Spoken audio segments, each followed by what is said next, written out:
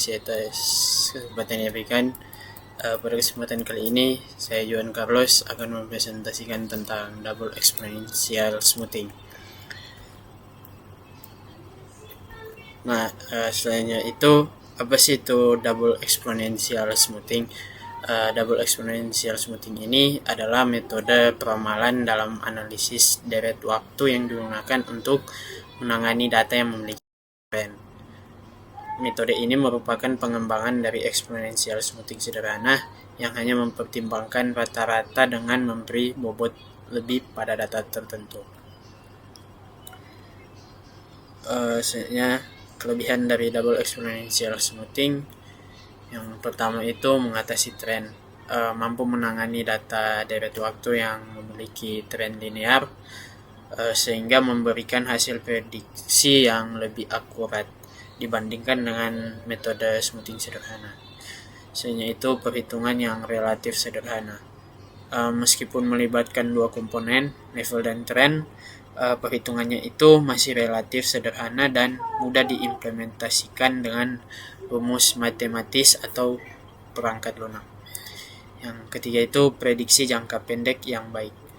Sangat cocok untuk peramalan jangka pendek pada data dengan tren stabil. Yang keempat itu responsif terhadap perubahan tren. Dengan adanya komponen tren yang terpisah, metode ini bisa menyesuaikan perubahan tren secara lebih cepat dibandingkan metode yang tidak mempertimbangkan tren. Nah, ini kekurangan dari double exponential smoothing. Kekurangannya itu tidak bisa menangani musiman. Metode ini tidak efektif untuk data yang memiliki pola musiman karena hanya fokus pada tren linear, sehingga pola berulang musiman tidak bisa ditangkap. Yang kedua itu pemilihan parameter yang sulit. Penentuan parameter smoothing alpha dan beta sangat penting dan sensitif. Pemilihan nilai yang salah bisa menghasilkan peramalan yang kurang akurat. Selanjutnya yang ketiga, tidak mampu menangani tren non-linear. Jika tren data berubah dengan pola yang non-linear atau fluktuatif secara tiba-tiba, metode ini cenderung kurang efektif. Yang terakhir itu bergantung pada data historis. Seperti metode peramalan lainnya, akurasi double exponential smoothing sangat bergantung pada kualitas keandalan data dalam historis. Noise atau anomali dalam data dapat mempengaruhi hasil peramalan.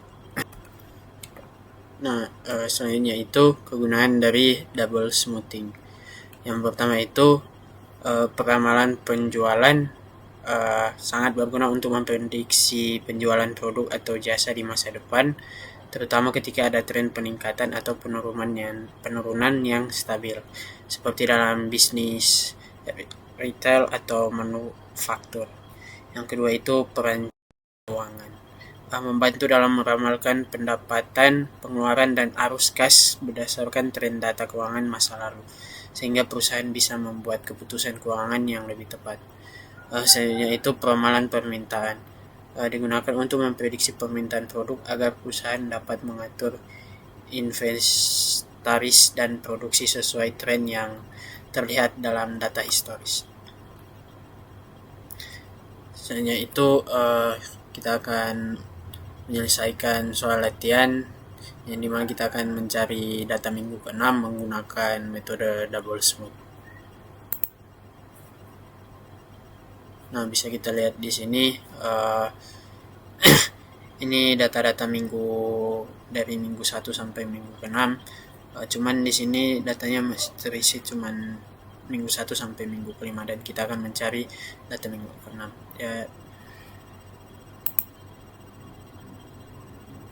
Nah, di sini ada cara penyelesaiannya. Untuk yang pertama itu ST sama dengan alpha, ini rumus.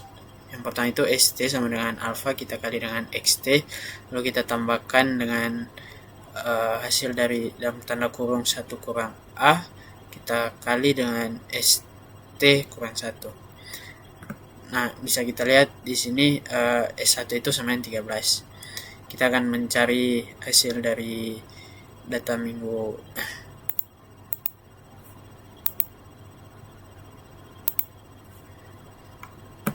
Nah, S2 di sini sama dengan 0,3. 0,3 ini adalah alfa. Lalu kita kali dengan XT, data minggu kedua, yaitu 24. Data minggu kedua itu, 24.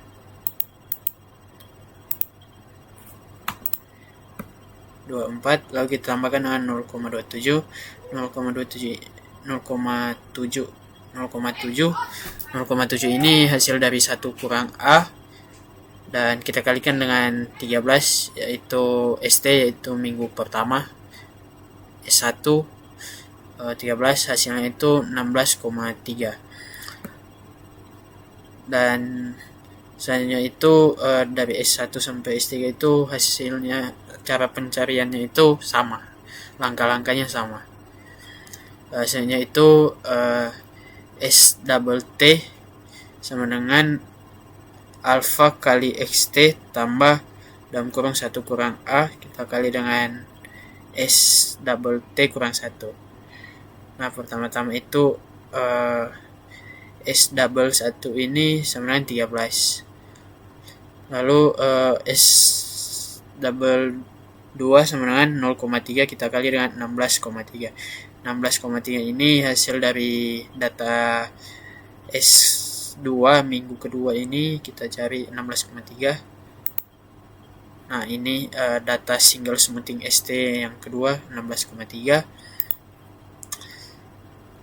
0,3 ini kita kalikan dengan data yang minggu kedua, 16,3. Lalu kita tambahkan dengan 0,7 kali 13 S double T ya, minggu pertama 13.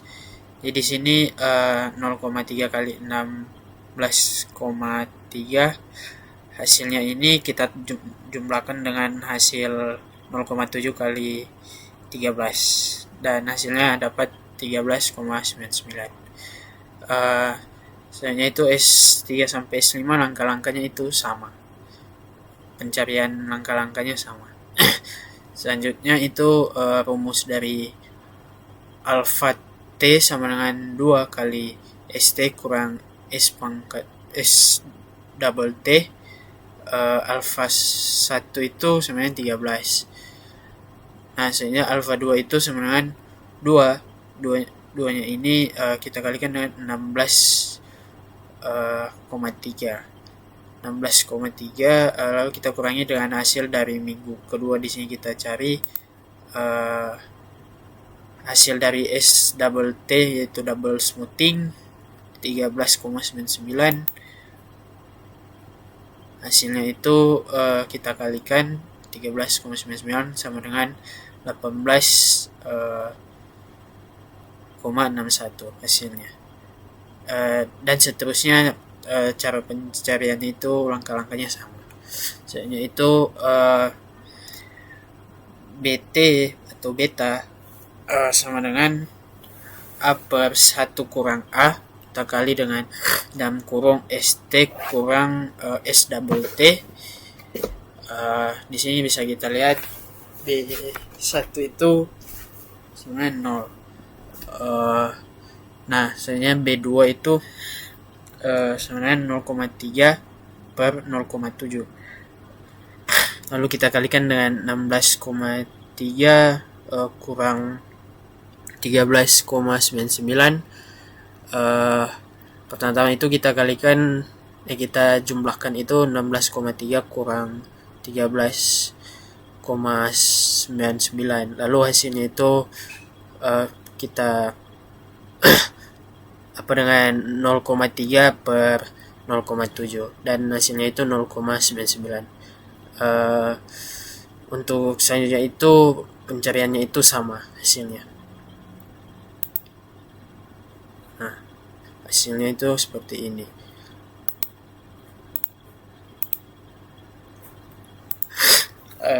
Lalu dari semua hasilnya itu kita jumlahkan semuanya. Hasilnya di sini, yang di sini totalnya itu kita jumlahkan semuanya. Lalu